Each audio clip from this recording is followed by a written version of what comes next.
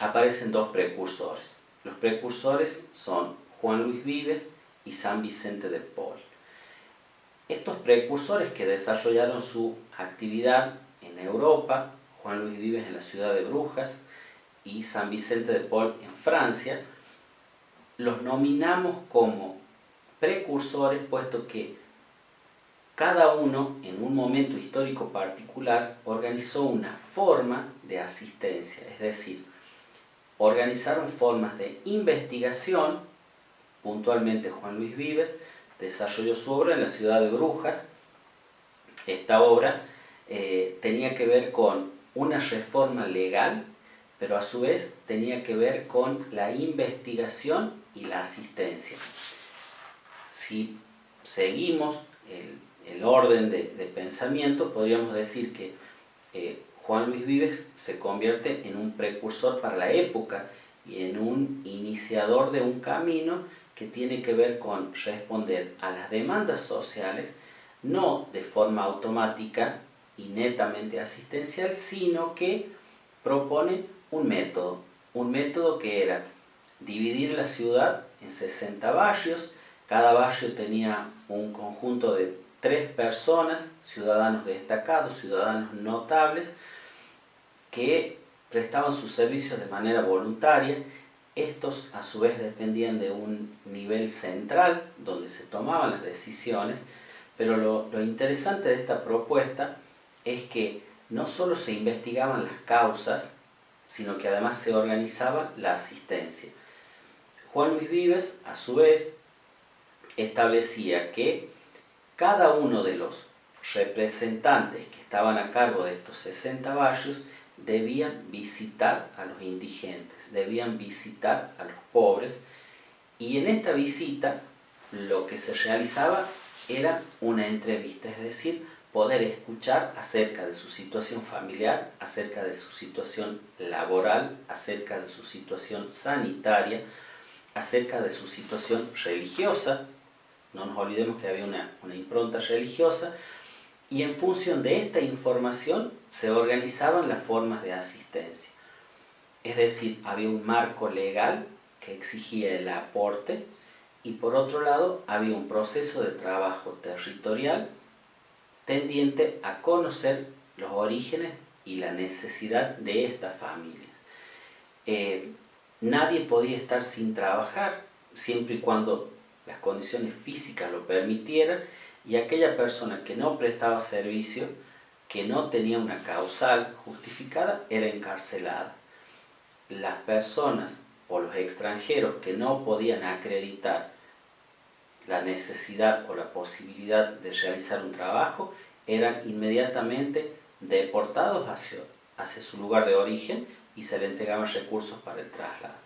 En el caso de los niños y los adolescentes se los formaba en oficios, estableció escuelas, es decir, fue un avanzado para la época, puesto que organizó una determinada forma de asistencia, en la cual distribuyó recursos de acuerdo a la necesidad, priorizando sobre todo aquellos aspectos que no podían resolverse de manera individual, para lo cual existían nuevamente esta forma de asistencia a través de un sistema de división geográfica.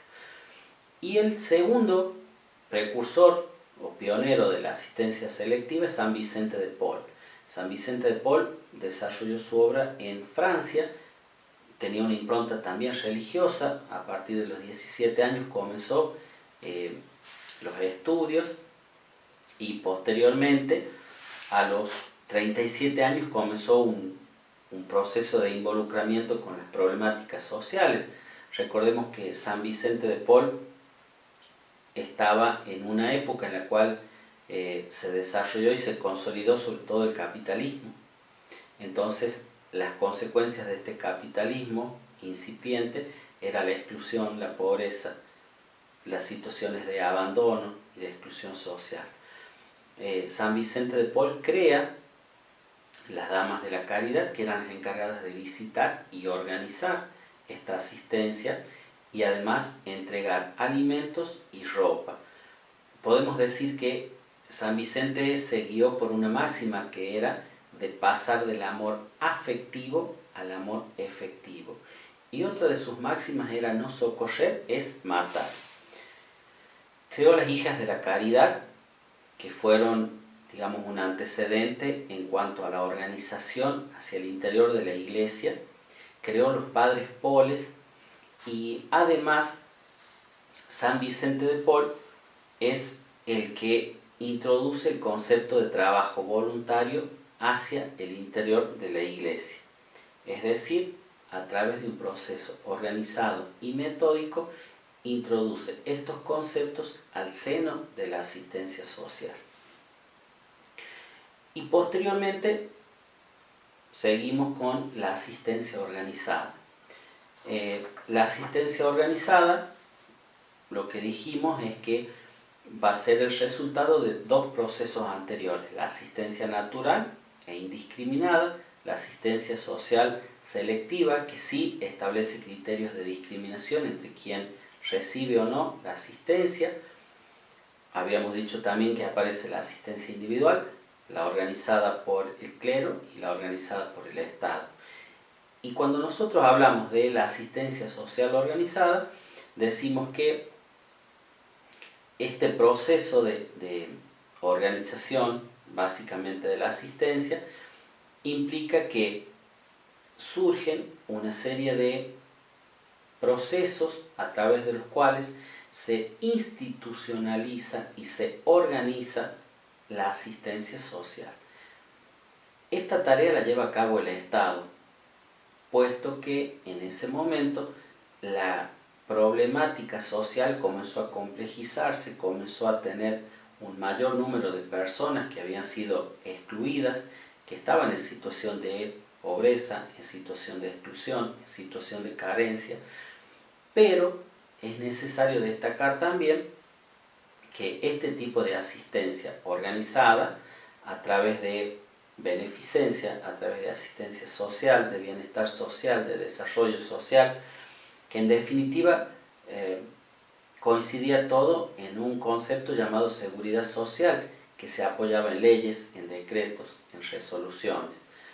Este tipo de asistencia social organizada fue un tipo de asistencia paliativa, es decir, que no resolvía la génesis y el origen de estos problemas, puesto que ya en esa época podemos referirnos a una complejidad y a una magnitud en cantidad de las personas afectadas por las problemáticas sociales y un escaso fondo o escasos recursos por parte del Estado. A partir de esto comienzan a esgrimirse distintas formas de asistencia iniciadas por el Estado y que el autor además puntualiza algunos ejemplos, como son en Atenas y Esparta las pensiones y la previsión, en los países germánicos las guildas, en Francia las corporaciones y las cofradías. Es decir, con este tema nosotros lo que pretendemos, analizando el posicionamiento teórico de Jorge Torres Díaz, es cómo la asistencia social fue atravesando distintas etapas: la asistencia natural, la asistencia selectiva y la asistencia organizada. Acá aparece un actor clave que es el Estado, que nosotros vamos a continuar profundizando en las sucesivas temáticas y en las sucesivas unidades, pero que nos pareció importante, a continuación de haber visto en un primer momento la postura de Ezequiel Anderegg, ahora introducimos la mirada de Jorge Torres Díaz. Jorge Torres Díaz plantea una mirada mucho más de contexto, mucho más amplia, que de algún modo busca categorizar, clasificar y caracterizar las distintas formas de asistencia social. Esto es un primer contacto, esta es una primera relación con el autor, por lo tanto esto lo vamos a continuar trabajando y lo vamos a profundizar en las sucesivas clases. Gracias.